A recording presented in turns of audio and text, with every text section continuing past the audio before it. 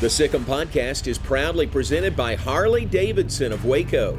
Harley-Davidson of Waco is your home for Harley-Davidson motorcycles, service, accessories, and apparel.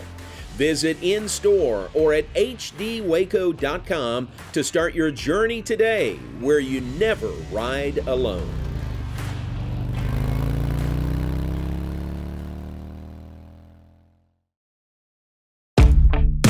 Welcome back to the Sic Em Podcast. I'm your host, John Morris. On today's episode, we're sitting down with one of Baylor's best golfers in program history, Johnny Keefer.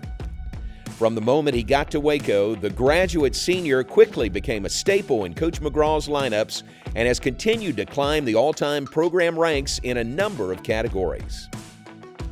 Now in his fifth year, Johnny is leading a surging Bears team to postseason play.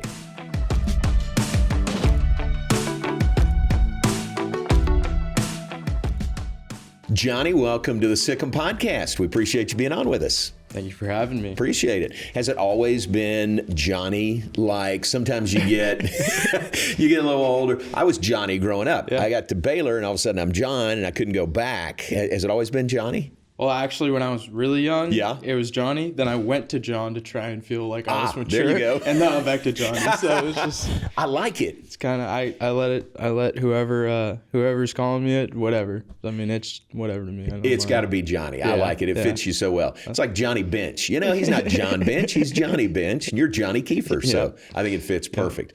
We appreciate you being with us. How's the spring semester going overall for you? It's going pretty good. We've been heating up at the right time, I think. So we're trending. That's what you want. Yeah, exactly what you want. Hey, let's go back. You grew up, or were you born in Maryland? I was born there. Moved from there to San Diego to San Antonio. What was sports like for you growing up? I was in everything. I mean, football, lacrosse. Actually, golf was probably one of my later sports. Was it? Yeah, I didn't start till I was really in San Diego. Dad convinced me by trying to buy me some lacrosse gear. So then once I moved to Texas, I decided, probably golf will be the best route, and haven't looked back since. That's cool. But lacrosse early on was kind of your number one, wasn't it? Yeah, no, I mean, I played all throughout high school too, even after I committed, and yeah, I'd say lacrosse was probably the number one priority sport all the way up until I was in probably high school. Gotcha. What's the I've seen a little bit of lacrosse, not a lot. What kind of an athlete is a lacrosse athlete? Ooh, I compare it closest to like hockey probably. Yeah. It's just back and forth, right, nonstop movement really. I think it's one of the fastest games. It's up there with basketball and hockey, obviously. There's a lot of variety in body types, though. Like you got the big boys playing defense and goalie, and then you got the small, shifty guys playing attack, and then obviously, we have midfielders, so they run back and forth, a lot of endurance. So I was a midfielder, and gotcha. Yeah, I was a runner. Yeah, can get physical, can it? It can. Lacrosse? Yeah, it can for sure. Gotcha. So you played that through high school. At the end of high school, was that the end of lacrosse for you? Yeah. You're not coming to Baylor and playing lacrosse on the side, are you? Unfortunately not. I miss it sometimes, but I probably couldn't do that. My body probably couldn't handle it. Not anymore. Coach McGraw wouldn't want you doing that probably either. Not. Yeah. So when you started golf a little bit later, what age would that have been? 11. Okay. Yeah, it was right around my 11th birthday that my dad tried to convince me and buy me some lacrosse gear. So I got some lessons, and then got hooked whenever I made some friends out at the golf course and wanted to golf with them. So ever since then, it's been great. Gotcha. Very good. Your dad's he a golfer? I mean, or your parents? Not a very good one. Not very good. No. He was a good golfer, solid at least. And okay. Yeah, no, he tried to take me out as much as possible. I used to think that it was boring, but then I realized how challenging it is, and I thought, my competitive mindset, I thought oh, this could be kind of fun to me. Yeah. It's a good challenge. Very good. Very good. Was there a moment that you remember that you kind of, I don't know what the word is, fell in love with golf, or it really hit you that, hey, I really like this? No, I mean, I made some friends, and that was kind of the moment. I would say, like, whenever I got out on the course and, wanted to compete against people that I liked to hang around, and, that's where it kind of grew on me. I thought it was a lot more fun to compete rather than just go out and hit some balls and, hang out. Yeah. Did you, what was the, learning process of golf like for you? I felt like I excelled pretty quickly. I mean, it was obviously I wasn't as good as I was in high school or ever any time like that, but I started off as like a okay, like, just an athlete going into any sport. And then I took some lessons, and within a few months, I felt like I was like, I could actually kind of do this. Yeah, I could compete in this and play some tournaments and stuff like that, and I did, and it was a lot of fun. Yeah. Especially the first win that I had just on these small little junior tours, and I thought I was like, man, I'm pretty good at this. Nice, that's fun. Yeah. So sounds like you had a lot of natural ability. Yeah, I mean, I think. Obviously, I think at the beginning it's a lot of natural like skills and hand-eye coordination, but the lessons and time was definitely helpful. By the time you get to a high school, San Antonio Johnson High School, you're part of a pretty good team, right? Pretty good high school team. Yeah, no, one of my best friends went to Texas Tech for golf. And yeah, I mean, Texas is a really competitive state for high school golf. So, I mean, I competed against a lot of other collegiate players that I'm playing against right now. So wow, that's great. That's great. And then you were obviously very highly ranked. 10th in the 10th in the nation coming out. Yeah, no, I mean, a lot of those national events that I played in felt just like a high school event. I mean, a lot of the same people that I see all the time, and then just add in a few more from like other states, and that's pretty much what it was. Nice. Yeah. What was the recruiting process like for you? I'd say it's pretty easy compared to some of the others that I've heard. Baylor right away kind of stood out to me. Coach McGraw made it really easy, really great guy, really good recruiter too. So, we had some guys that I'd played high school golf against, and they had committed there, and I really liked them from playing with them. So I think overall it was really easy for me to make that decision. Obviously there were some other schools that I wanted to consider, and my dad was trying to slow me down because there were so many people who were committing at such a young age. But by the time I hit sophomore year, I was like, you know what? I think I've made my decision. Oh, wow. As a sophomore? Yeah. Yeah. Is any Baylor in your background? No. In your family at all? No, I'm going to be completely honest. Yeah. I had no clue what Baylor was until I moved to Texas. Yeah. I mean, I'd heard the name, but when I saw the BU, I was like, oh, Butler. No. That's funny. But it was no, as soon as I took a tour on campus and met Coach McGraw, I was in love. Yeah. It was awesome. I think Coach McGraw is so good at everything he does. As a recruiter, what's his pitch to you? How does Coach McGraw draw you in? It's different for sure, because my first recruiting process was pretty much just this. It was a conversation. Okay.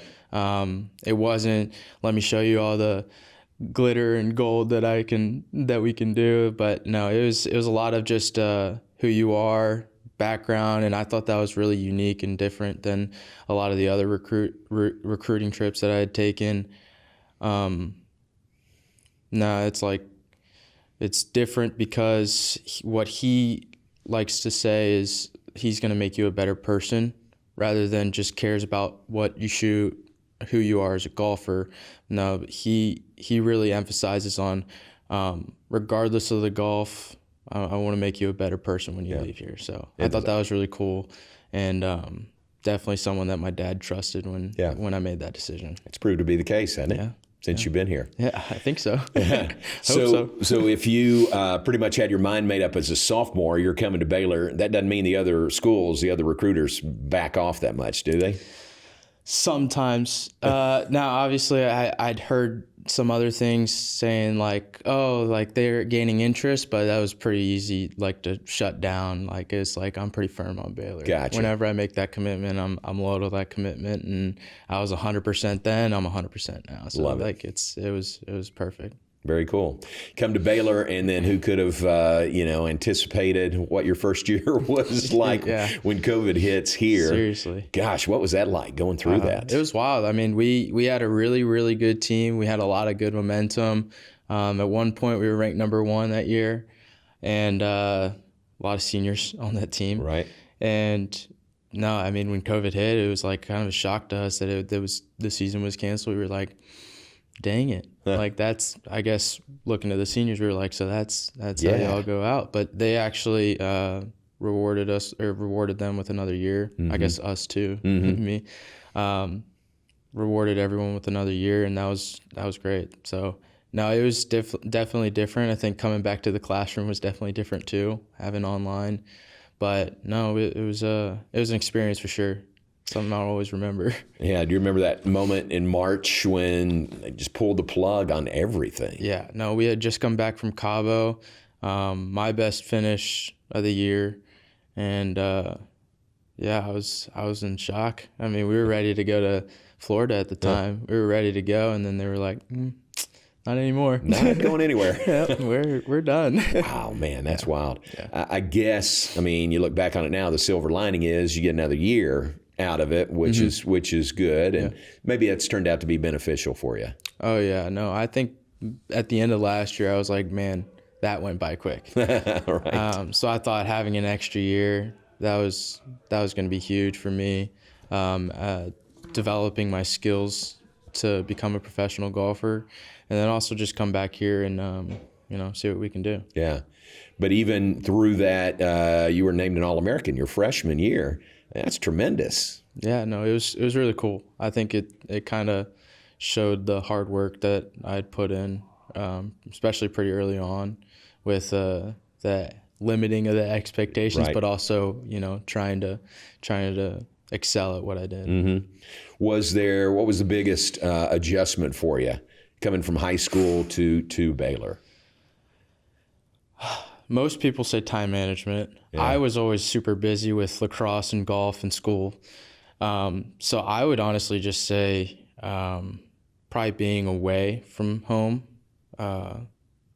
But even then, I would still probably say like the courses, the classes were a little tougher probably. But no, it was I think time management's always been kind of key, especially throughout trying to excel in academics and in school and in the sports that I'm playing. So like golf was always super demanding with my individual practice as well as team practice, and then obviously school comes into play. Sounds like you got a good handle on that though. I think I have a good handle on it now. Right now. So your redshirt freshman year, your second year here, you get a full season. Mm-hmm. What was that like to kind of get to the point where you hoped you'd be the first year? Yeah, no, I mean, it was definitely an experience. I think when we came to regionals, I didn't realize how tense it was, because at that point, it's you play well or you go home. Yeah. So I think it was a tough ending to that season. But at the same time, it was definitely an experience that I didn't want to relive because, you want to work harder to get to the point where you're not the one going home. You're the one that's moving on. Yeah. So, no, I think it was an experience that I definitely needed. Didn't want, but needed. Gotcha. Then I guess your next year, redshirt sophomore year, you played number 1 the entire year. For a sophomore, even a redshirt sophomore, that's a lot of expectations on you. No, it's I kind of expected it a little bit just because we had, I want to say 3 or 4 seniors leave that year. So I knew that we were going to have to change a little bit in the leadership. I think Mark Reppy, me, and Luke Dawsey kind of took the reins on that. We were all the old guys on the team at that point. So we had kind of gotten a grip of it. Now we had a super young team under us, so we had to change a little bit. But it was definitely experience too. Yeah, yeah. Did you feel like your game was getting better? You were becoming more comfortable, more acclimated every year, every step of the way? I mean, I'd like to say that it was a straight line, right. but it was very up and down, just as golf you. can be. So, no, I mean, I think that year was a good year for sure. I think I continue to grow, whether it's skill set wise, mentally, physically. I think I continued to grow, even though maybe the results may be down or results may be up. I think I've gotten better every single year for sure. Nice. The Sic Em Podcast is proudly presented by Harley-Davidson of Waco. Harley-Davidson of Waco is your home for Harley-Davidson motorcycles, service, accessories, and apparel. Visit in-store or at hdwaco.com to start your journey today, where you never ride alone.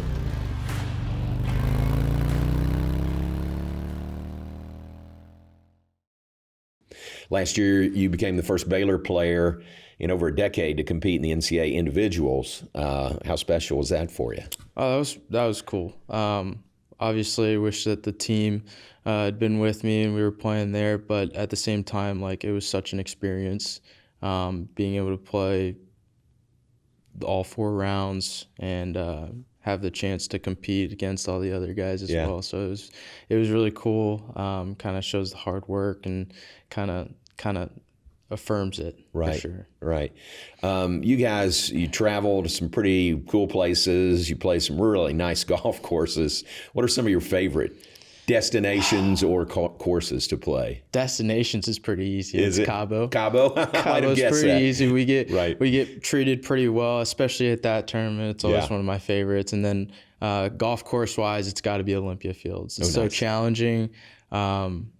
Usually during that time of the year, it's great weather. So being in the 70s, kind of around there on a great golf course, it's always in great shape. It's always a fun challenge over there. But definitely, whenever I think about just destination wise, it's Cabo. Sounds nice. Is there one course that maybe you've played more than once that is just tough for you for whatever reason? Olympia Fields. That is it. I mean, that's it. That's why I said it's such a challenge. Yeah. But I really do think that that's just such a quality golf course. It's been around for a long time, and it's proven to be a challenge for a long time. Great. You, congratulations to you. You have been very successful on the course and in the classroom. Big 12 men's golf scholar athlete of the year twice. I mean, that is a huge award. I hope our people know what an honor that is. So let me say congratulations to you for getting that work done in the classroom. Thank you. No, it's I like to say that was the easy part, but at the same time, no, that's really cool, especially going against the entire Big 12. It was pretty cool to think that I got that twice. Yeah. No, congratulations. I mean, that's a huge accomplishment. I think Lauren Lenardi did that for Baylor on the women's side, and nobody else has ever done that in the Big 12, history of the Big 12. So you're up there, right at the top. Cool. And you're on the course, you're setting a lot of records that are up there also. What has this season, which is not over yet, been to you? The season's meant a ton to me, especially knowing that last year I was like, man, that could have been my last year.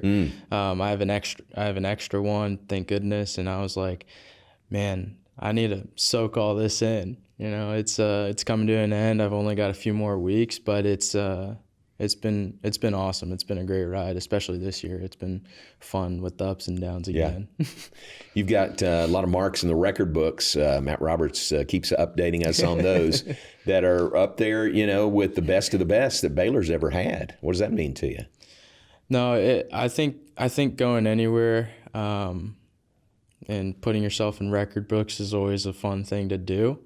I think coming here, that's kind of what I wanted to do. And to see it kind of come true would be pretty cool and definitely a good experience. Good. NCAAs are still ahead. You just finished the Big 12s, finished fourth as a team, highest since 2002. I mean, how did you feel coming out of that? I felt great. I think the team felt great about it. Big 12 is such a strong conference for golf. And I think going into regionals, that was a great momentum for us. We had struggled a little bit early in the spring season, but I think we're trending in the right direction, especially going into regionals, that it's given us a lot of confidence, especially knowing that our team practices, like how we've designed them and what we've been working on has been working. So I think we're going to keep trying to do that and hopefully improve even more. Good.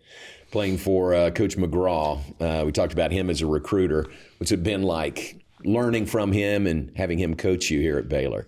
Well, knowing him, you know how many stories, how much experience he has. Right. So, I've learned so much from him, from his time being at OSU, even at Alabama for that short time, and then being here at Baylor.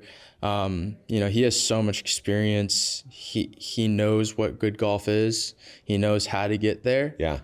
And he obviously knows how to coach. So, he's taught me so many things, whether it just be on the golf course, off the golf course.